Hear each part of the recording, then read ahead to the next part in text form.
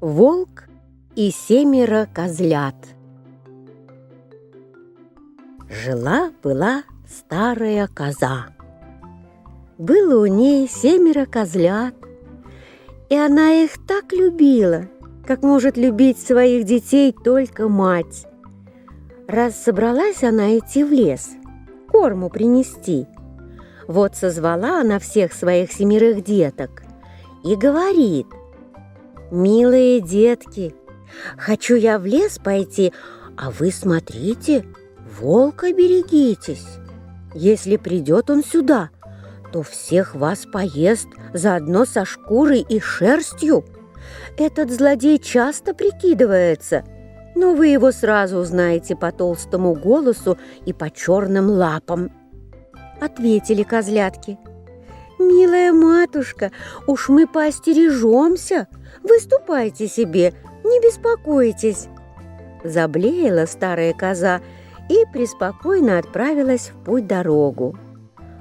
Прошло немного времени, вдруг кто-то стучится в дверь и кричит: «Детки милые, отомкнитесь, ваша мать пришла, вам гостинцев принесла».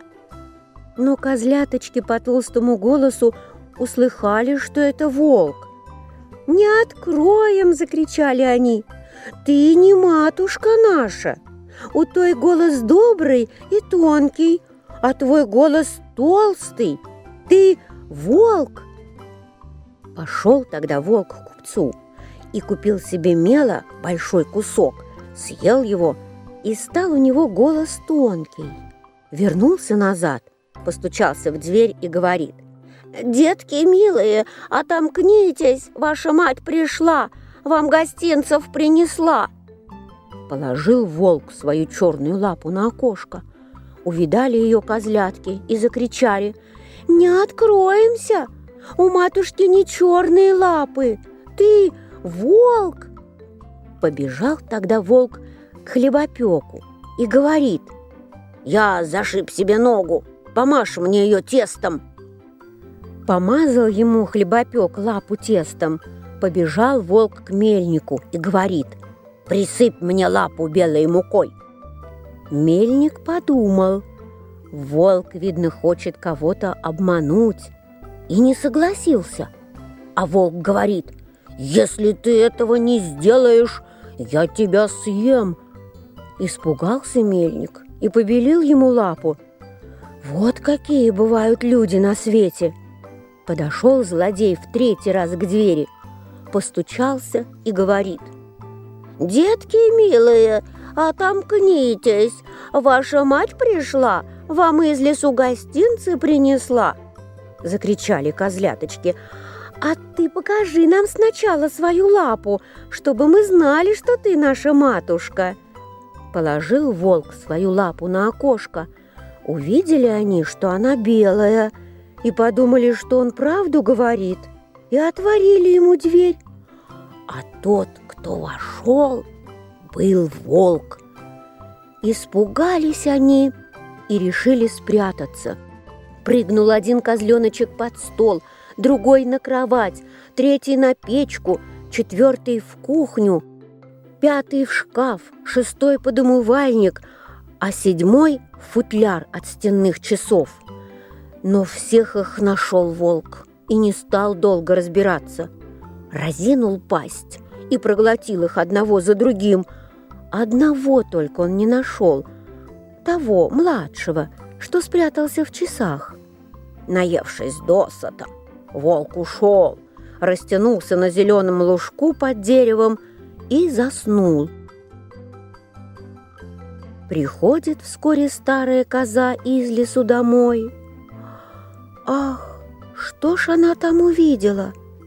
Дверь настежь раскрыта, стол, стулья, скамьи опрокинуты, умывальник разбит, подушки, одеяла с постели сброшены. Стала она искать своих деток, но найти их нигде не могла. Стала она их кликать по именам, но никто не отзывался. Наконец подошла она к младшему, и раздался в ответ тоненький голосок: «Милая матушка, я в часах спрятался». Вынула она его оттуда И он рассказал, что приходил волк и всех поел. Можете себе представить, как оплакивала коза своих бедных деточек? Наконец вышла она в великом горе из дому, а младший козленочек побежал за ней следом. Пришла она на лужок, видит, лежит у дерева волк и храпит так, что аж ветки дрожат. Оглядела она его со всех сторон и увидела, что в раздувшемся брюхе у него что-то шевелится и барахтается. «Ах, Боже ты мой!» — подумала она. «Неужто мои бедные деточки, которых поел он на ужин, еще живы-живехоньки?» И велела она козленку бежать поскорее домой и принести ножницы, иглу и нитки. Вот вспорола она чудищу брюха, но только сделала надрез, а тут и высунул козленочек свою голову. Стала вспарывать брюхо дальше, тут и повыскочили один за одним все 6, живы-живехоньки, и ничего с ними плохого не сталось, потому что чудище от жадности заглатывало их целиком. Вот уж радость-то была! Стали они ласкаться да голубиться к милой своей матушке, скакать и прыгать, словно портной на свадьбе. Но старая коза сказала: «Ступайте скорей и найдите камней голышей. Мы набьем ими брюхо проклятому зверю, пока он еще сонный». Натащили тут 7 козлят много-много камней и засунули их волку в брюхо столько, сколько влезло. Зашила старая коза ему наскоро брюхо, а тот ничего не заметил, даже ни разу не двинулся. Выспался, наконец, волк, поднялся на ноги и почувствовал от камней в брюхе такую жажду, что пошел к колодцу воды напиться. Только он двинулся, а камни в брюхе один на другой стучат да постукивают. И крикнул волк: «Что урчит и стучит, в моем брюхе бурчит? Думал я, 6 козлят, а то камни гремят».